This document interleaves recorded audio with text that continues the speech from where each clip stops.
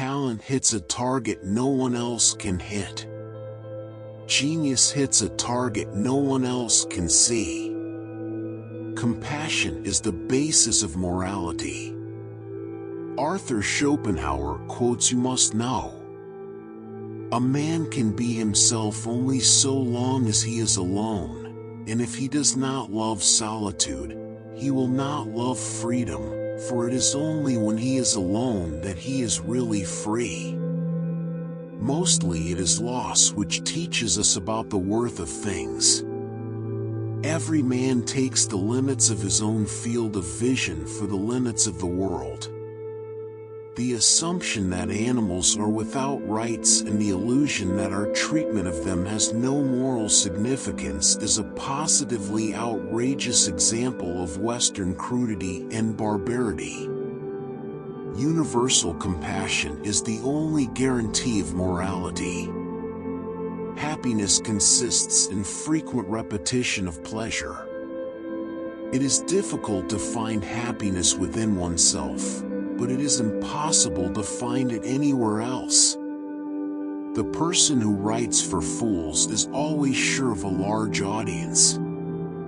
They tell us that suicide is the greatest piece of cowardice. That suicide is wrong, when it is quite obvious that there is nothing in this world to which every man has a more unassailable title than to his own life and person. Every miserable fool who has nothing at all of which he can be proud, adopts as a last resource pride in the nation to which he belongs. He is ready and happy to defend all its faults and follies tooth and nail, thus reimbursing himself for his own inferiority. One should use common words to say uncommon things.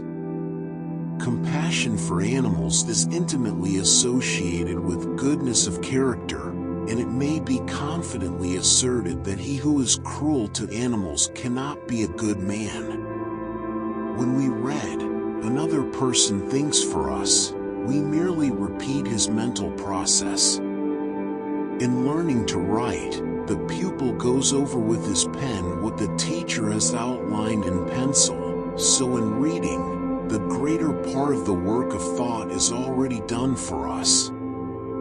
This is why it relieves us to take up a book after being occupied with our own thoughts. And in reading, the mind is, in fact, only the playground of another's thoughts.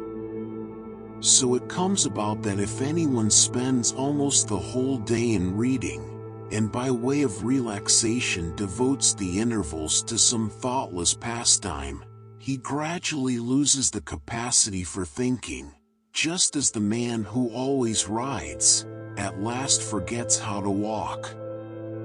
This is the case with many learned persons. They have read themselves stupid,